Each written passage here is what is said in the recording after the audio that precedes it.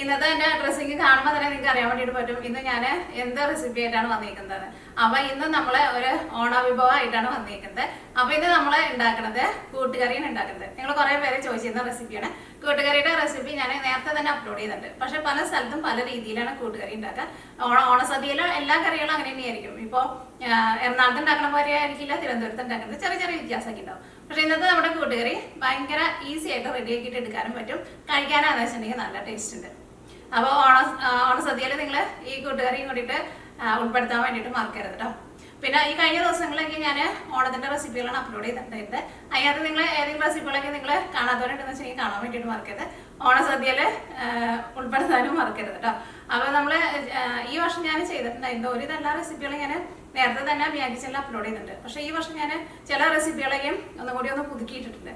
അപ്പോൾ ഈ വർഷം ഞാൻ ചെയ്തത് ഇപ്പം ഈ കഴിഞ്ഞ ദിവസങ്ങളിലൊക്കെ ചെയ്തത് പായസം ചെയ്തിട്ടുണ്ടായിരുന്നു, ചെറുപരിപ്പ് പായസം. പിന്നെ കാളം ചെയ്തിട്ടുണ്ടായിരുന്നു, ഇഞ്ചിയും പുളി, സാമ്പാർ, അവിയൽ. പിന്നെ ലാസ്റ്റ് ചെയ്തിട്ടുണ്ടായിരുന്നത് അരോണ പായസമാണ്.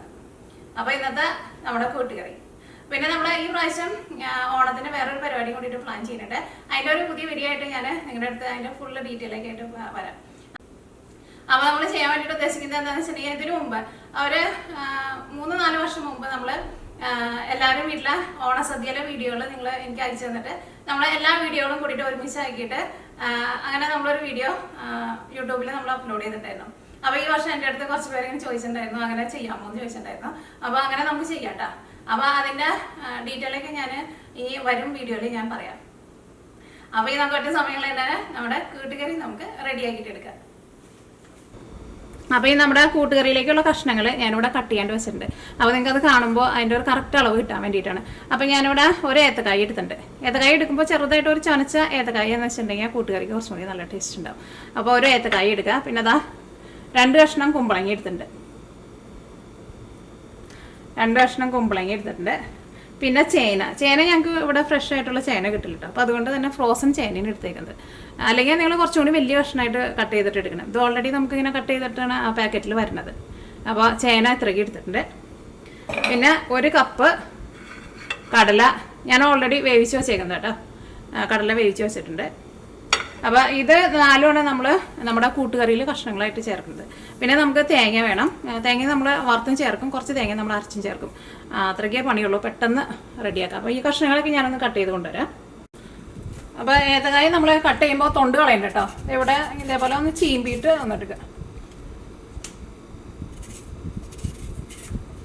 ഈ ചനച്ച ഏത്തക്കായ എടുക്കണമെന്ന് പറഞ്ഞാൽ എന്താണെന്ന് വെച്ചിട്ടുണ്ടെങ്കിൽ ഇത് വേണമെന്ന് നിർബന്ധമൊന്നുമില്ല കേട്ടോ. എനിക്ക് തോന്നുന്നത് ഈ ചനച്ച ഏത്തക്കായ ആയിരിക്കും കുറച്ചുകൂടി നല്ല ടേസ്റ്റ് ഉണ്ടാവും. കാരണം ഇതിലേക്ക് നമ്മൾ കുറച്ച് ശർക്കരയും കൂടിയിട്ട് ചേർക്കും. അപ്പോൾ കൂട്ടുകറിക്ക് ചെറുതായിട്ടൊരു മധുരത്തിൻ്റെ ടേസ്റ്റാണ് എപ്പോഴും നല്ലത്.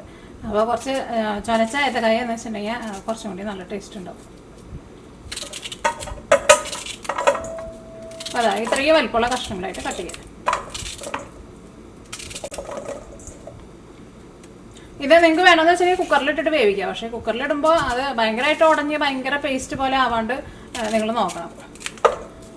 അപ്പോൾ കുക്കറിലിട്ടുണ്ടെങ്കിൽ 1 വിസിൽ മതിയാവും. പക്ഷേ ഞാൻ കുക്കറിലല്ല കേട്ടോ വയ്ക്കുന്നത്. ഇപ്പം നിങ്ങൾക്ക് തിരക്കാണ് നേരമില്ല എന്ന് വെച്ചിട്ടുണ്ടെങ്കിൽ കുക്കറിലിട്ടിട്ട് സൗണ്ട് പോയി കുക്കറിലിട്ടിട്ട് വെച്ചാലും കുഴപ്പമില്ല.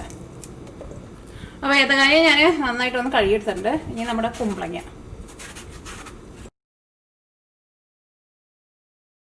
അപ്പോൾ ഈ നമ്മൾ കഷ്ണങ്ങൾ വേവിക്കാൻ വേണ്ടിയിട്ട് പോവാണ്. അപ്പോൾ നമ്മുടെ കുമ്പളങ്ങ, ഏത്തക്കായ ചേർക്കുക, ചേന.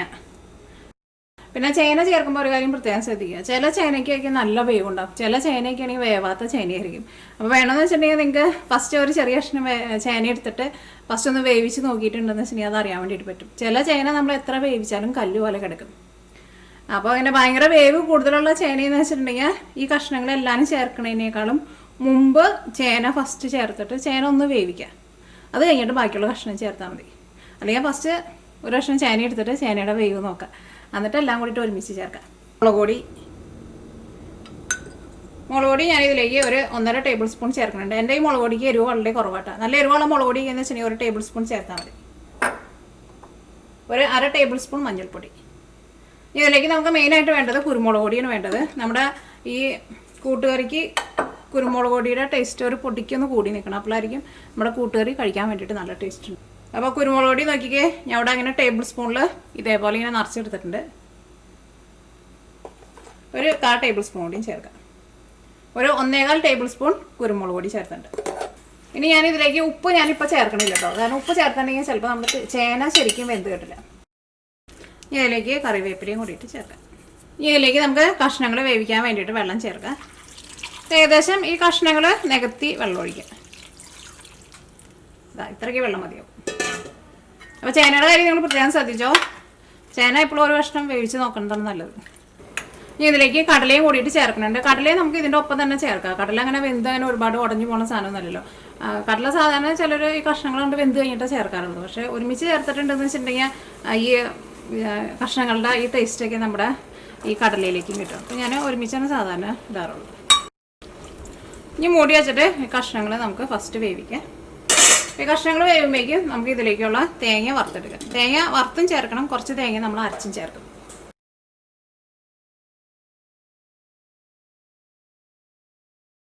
ഇവിടെ ഒരു ഫുള്ളായിട്ടുള്ള തേങ്ങ എടുത്തിട്ടുണ്ട്. ഈ തേങ്ങയിൽ നിന്ന് ഒരു 1/4 ഭാഗം നമ്മൾ വറുത്തിട്ടാണ് നമ്മുടെ കൂട്ടുകറിയിൽ ചേർക്കുക. പിന്നെ ഒരു 1/4 ഭാഗം ഞാൻ അരച്ച് ചേർക്കാൻ വേണ്ടിയിട്ട് മാറ്റി വെച്ചിട്ടുണ്ട്. അപ്പോൾ അരയ്ക്കുന്നത് കുറച്ച് ചേർത്താൽ മതി, വറുക്കണത് കൂടുതൽ വറുത്ത് ചേർക്കാം. അപ്പോൾ തേങ്ങ വറുക്കാൻ വേണ്ടിയിട്ട് ഇവിടെ പാൻ നന്നായിട്ട് ചൂടായിട്ടുണ്ട്. ഇതിലേക്ക് നമുക്കൊരു 3 ടേബിൾ സ്പൂൺ വെളിച്ചെണ്ണ ചേർക്കാം. അപ്പോൾ വെളിച്ചെണ്ണ നന്നായിട്ട് ചൂടായിട്ടുണ്ട്. ഇനി ഞാനിതിലേക്ക് ചേർക്കുന്നത് ഉഴുന്നാണ് ചേർക്കുന്നത്. ഉഴുന്ന് ഞാൻ 3 ടേബിൾ സ്പൂണാണ് ചേർക്കുന്നത്. അപ്പോൾ നോക്കിക്കേ, ഉഴുന്ന് നന്നായിട്ട് മുരിഞ്ഞ് വന്നിട്ടുണ്ട്. നല്ലൊരു ഗോൾഡൻ കളറായിട്ടുണ്ട്. എന്നിട്ട് ഒരു ഗോൾഡൻ കളർ ആയിട്ടുണ്ടെന്ന് വെച്ചിട്ടുണ്ടെങ്കിൽ പിന്നെ പെട്ടെന്ന് അങ്ങോട്ട് മുരിഞ്ഞിട്ട് പിന്നെ ഒരു ബ്രൗൺ കളറാവും കേട്ടോ. ആ കളറാവാൻ വേണ്ടിയിട്ട് നിൽക്കണ്ട. ഞാനിതിലേക്ക് 2 ഉണക്കമുളക് അതേപോലെ ചെറുതായിട്ടൊന്ന് ഒടിച്ചിട്ടിടാം. ഇതിലേക്ക് ഇത്രയ്ക്ക് ജീരകം ചേർക്കുന്നുണ്ട്. ഒരുപാട് ചെറിയ ജീരകമാണ് ചേർക്കുന്നത്, ഒരുപാട് ചേർക്കരുത്. ഒരു നുള്ള ജീരകം. ഈ ജീരകം ഒന്ന് മൊരിയട്ടെ.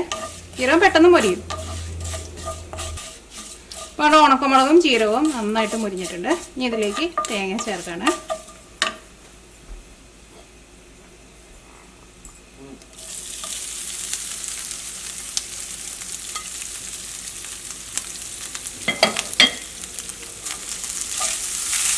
തേങ്ങ വറുത്തെടുക്കുമ്പോൾ പ്രത്യേകം ശ്രദ്ധിക്കുക, തേങ്ങ നന്നായിട്ട് മൊരിയണം കേട്ടോ. അപ്പോഴായിരിക്കും നമ്മൾ ഈ കൂട്ടുകറിയുടെ കൂടെ ഈ തേങ്ങ കടിക്കുമ്പോൾ ഒരു ടേസ്റ്റ് ഉണ്ടാവുക. അല്ലെങ്കിൽ നമ്മൾ അത്രയ്ക്ക് മൊരിഞ്ഞില്ല എന്ന് വെച്ചിട്ടുണ്ടെങ്കിൽ നമ്മൾ ഈ കറിയുടെ കൂടെ അങ്ങോട്ട് മിക്സ് ചെയ്യുമ്പോൾ എന്താ പറയുക, ഈ തേങ്ങ ഒരു തണുത്ത പോലെ കിടക്കും. തേങ്ങ നന്നായിട്ട് മൊരിയണം. നമ്മൾ ആ തേങ്ങ വറുത്തെടുക്കണതിന് നല്ലൊരു മണമൊക്കെ കിട്ടും. നമ്മുടെ തേങ്ങ ചെറുതായിട്ടൊരു കളറൊക്കെ മാറി തുടങ്ങിയിട്ടുണ്ട്. ഞാനിതിലേക്ക് കുറച്ച് കറിവേപ്പിലയും കൂടിയിട്ട് ചേർക്കുന്നുണ്ട്. പിന്നെ തേങ്ങയൊക്കെ വറുത്തെടുക്കുമ്പോൾ നിങ്ങൾക്ക് അറിയാലോ, തീ ഒരുപാട് കൂട്ടി വയ്ക്കരുത്. അപ്പോൾ തേങ്ങ കരിഞ്ഞു പോകും, തേങ്ങ ശരിക്കും മുരിഞ്ഞു കിട്ടില്ല. ശരിക്കും തേങ്ങ വറുത്ത് ചേർക്കുന്നതാണ് നമ്മുടെ ഈ കൂട്ടുകറിയുടെ ടേസ്റ്റ്. അപ്പോൾ തേങ്ങ അതേപോലെ നമ്മൾ വറുത്തിട്ടെടുക്കണം. ചെറിയ ഒരു മീഡിയം ഫ്ലെയിമിലിട്ടിട്ട് വറുത്തെടുക്കുക. ഈ തേങ്ങയൊക്കെ നിങ്ങൾക്ക് വേണമെന്ന് വെച്ചിട്ടുണ്ടെങ്കിൽ തലേ ദിവസം വറുത്ത് വയ്ക്കുക. അതേപോലെ തന്നെ ഇപ്പോൾ നിങ്ങൾക്ക് സമയമില്ലാന്ന് വെച്ചിട്ടുണ്ടെങ്കിൽ കഷ്ണങ്ങളും വേണമെന്ന് വെച്ചിട്ടുണ്ടെങ്കിൽ തലേ ദിവസം കട്ട് ചെയ്ത് വയ്ക്കുക. പക്ഷേ ഈ കൂട്ടുകറി നമ്മൾ തലേ ദിവസം റെഡിയാക്കി വെക്കാണ്ടിരിക്കുന്നതായിരിക്കും നല്ലത്. കാരണം കൂട്ടുകറി പെട്ടെന്ന് കേടുവരുന്ന കറിയാണ്. അപ്പോൾ നമ്മുടെ തേങ്ങ വറുത്തത് റെഡി ആയിട്ടുണ്ട്. നോക്കിക്കേ, ഇതേപോലെ തേങ്ങ നന്നായിട്ട് മുരിഞ്ഞ് വരണം, അത് പ്രത്യേകം ശ്രദ്ധിക്കുക. അപ്പോഴായിരിക്കും നമ്മുടെ കൂട്ടുകറിക്ക് നല്ല ടേസ്റ്റ് ഉണ്ടാവുക. ഇനി നമുക്ക് തീ ഓഫ് ചെയ്യാം. ഇനി നിങ്ങൾക്ക് തേങ്ങ വറുക്കുമ്പോൾ വേണമെന്ന് വെച്ചിട്ടുണ്ടെങ്കിൽ മിക്സിയിലിട്ടിട്ട് ഫസ്റ്റ് ഒന്ന് കറക്കിയിട്ട് തേങ്ങ വറുത്തെടുത്തിട്ടുണ്ടെന്ന് വെച്ചിട്ടുണ്ടെങ്കിൽ എല്ലാവരും നമുക്ക് ഒരേപോലെ വറുത്ത് കിട്ടും. പക്ഷേ സാധാരണ സദ്യകളൊക്കെ ഉണ്ടാക്കുമ്പോൾ അങ്ങനെ വറുക്കാനോ നേരം കിട്ടുന്നില്ല. പക്ഷേ എങ്ങനെയായിരുന്നാലും കുഴപ്പമൊന്നുമില്ല. ഇതിപ്പോൾ എല്ലാവരും നന്നായിട്ട് മുരിഞ്ഞിട്ടുണ്ട്. ചെറുതായിട്ട് ഒരു 2-3 തേങ്ങ കൊത്ത് മാത്രം മുരിയാണ്ട് കിടക്കുന്നത്. പക്ഷേ അത് കുഴപ്പമില്ല. അങ്ങനെ വേണമെന്ന് വെച്ചിട്ടുണ്ടെങ്കിൽ മിക്സിയിലിട്ടൊന്ന് കറക്കിയിട്ട് വറുത്തിട്ടെടുത്തു. അങ്ങനെ വറുത്തിട്ടെടുക്കുമ്പോൾ എന്താ ഉണ്ടാകുമെന്ന് വെച്ചിട്ടുണ്ടെങ്കിൽ തേങ്ങ പെട്ടെന്ന് അങ്ങോട്ട് മുരിയും. അപ്പോൾ അതിന് അത്രയ്ക്ക് ടേസ്റ്റ് ഉണ്ടാവില്ല. പെട്ടെന്ന് അങ്ങോട്ട് കരിഞ്ഞു പോകും. ഭയങ്കര ചെറിയ ചെറിയ തരിയാകുമ്പോൾ എനിക്ക് ഇതേപോലെ ഇങ്ങനെ നമ്മളെ ചിരണ്ടി എടുത്ത പോലെ തന്നെ എടുത്തിട്ട് വറുക്കുന്നതാണ് എനിക്ക് കൂടുതൽ ഇഷ്ടം. ഇനി നമുക്ക് ഇതിലേക്ക് തേങ്ങ അരച്ച് ചേർക്കണമല്ലോ. അപ്പം നമ്മൾ ഒരു തേങ്ങയുടെ 3/4 ഭാഗമാണ് നമ്മൾ വറുക്കാൻ എടുത്തിട്ടുണ്ടായിരുന്നത്. ബാക്കി 1/4 ഭാഗം അരച്ചെടുക്കുക. അപ്പോൾ നല്ല പേസ്റ്റ് പോലെ അറിയണം. ഇതേപോലെ മിക്സിയിലെ ചെറിയ ജാറിലിട്ടിട്ട് അരച്ചിട്ടെടുക്കട്ടെ. ഇതിലേക്ക് ഒരു 1/2 ടീസ്പൂൺ ജീരകം ചേർക്കുക. ടേബിൾ സ്പൂണിലല്ല ചേർക്കുന്നത്, ടീസ്പൂണിലാണ് ചേർക്കുന്നത്. കുറച്ച് കറിവേപ്പിലയും ചേർക്കുക. ഇതിലേക്ക് ആവശ്യത്തിന് വെള്ളം ചേർക്കുക. വെള്ളം ചേർക്കുമ്പോൾ ഒരുപാട് ചേർക്കരുത്, അപ്പോൾ നല്ല പേസ്റ്റ് പോലെ അറിയില്ല.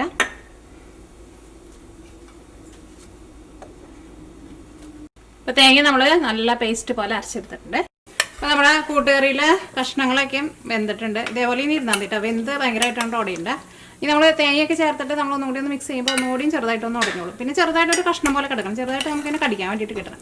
പിന്നെ കഷ്ണങ്ങൾ വെന്ത് കഴിഞ്ഞാൽ പ്രത്യേകം ശ്രദ്ധിക്കുക, ഇതേപോലെ ഇത്രയ്ക്ക് വെള്ളം വേണം കേട്ടോ.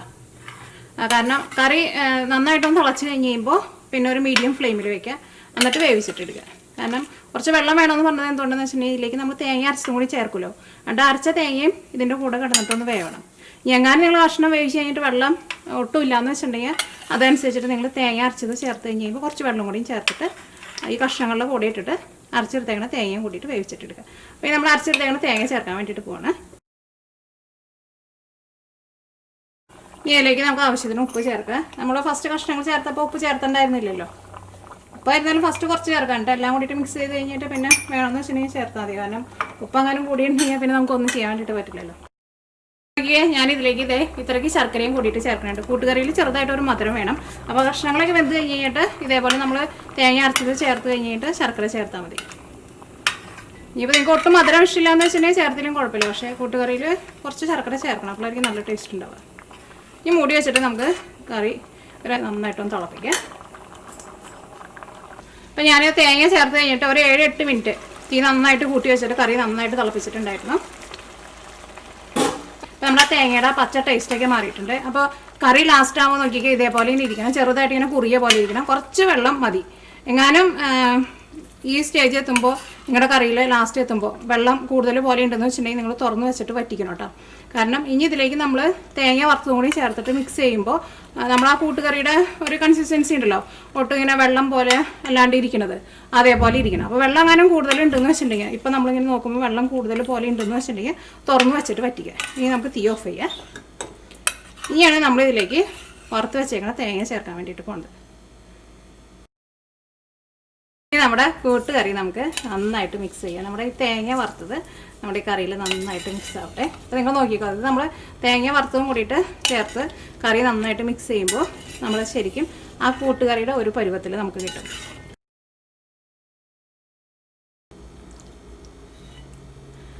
അപ്പോൾ നിങ്ങൾ ഓണത്തിന് നിങ്ങളെല്ലാവരും ട്രൈ ചെയ്ത് നോക്കുക.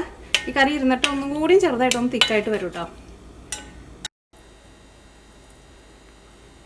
പിന്നെ ഓണത്തിന് നമ്മൾ വയ്ക്കുന്ന കറികളൊന്നും നമുക്ക് അങ്ങനെ ഒരുപാട് ആവശ്യമില്ല. ഇനിയിപ്പോൾ നിങ്ങൾക്ക് ഇത്രയ്ക്ക് ക്വാണ്ടിറ്റി നിങ്ങൾക്ക് ആവശ്യമില്ലാന്ന് വെച്ചിട്ടുണ്ടെങ്കിൽ നിങ്ങളെല്ലാവരും ഇതിൻ്റെ പകുതി എടുത്തിട്ട് റെഡി ആക്കിയാലും കുഴപ്പമില്ല കേട്ടോ. ഇത് ഇപ്പോൾ ഒരു എത്ര പേർക്ക്, ഇതിപ്പോൾ ഒരു 15 പേർക്ക് കഴിക്കാനുള്ളതുണ്ടാവും. കുറേശ്ശെ നമ്മൾ സദ്യക്കൊക്കെ കറികളെ കുറേശ്ശെ വിളമ്പല്ലേ ഉള്ളൂ.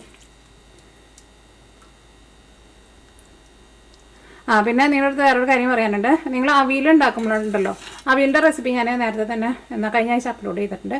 അപ്പോൾ അവിയലിൻ്റെ കഷ്ണങ്ങൾ ഫസ്റ്റ് നിങ്ങൾ വെന്തോന്ന് നോക്കുമ്പോൾ ഏറ്റവും വേവ് കൂടുതലുള്ള കഷ്ണങ്ങൾ കേട്ടോ വെന്തുണ്ടോ എന്ന് നോക്കേണ്ടത്. അല്ലെങ്കിൽ ചിലപ്പോൾ നമ്മൾ ഏറ്റവും വേവ് കുറഞ്ഞതായിരിക്കും നമ്മൾ വെന്തോ. അപ്പോൾ നമ്മുടെ ഓണത്തിനുള്ള കൂട്ടുകറിയും റെഡി ആയിട്ടുണ്ട്. അപ്പോൾ നിങ്ങൾ ഈ പ്രാവശ്യം ഓണസദ്യക്ക് ഈ കൂട്ടുകറി ട്രൈ ചെയ്ത് നോക്കാൻ വേണ്ടിയിട്ട് മറക്കരുത് കേട്ടോ.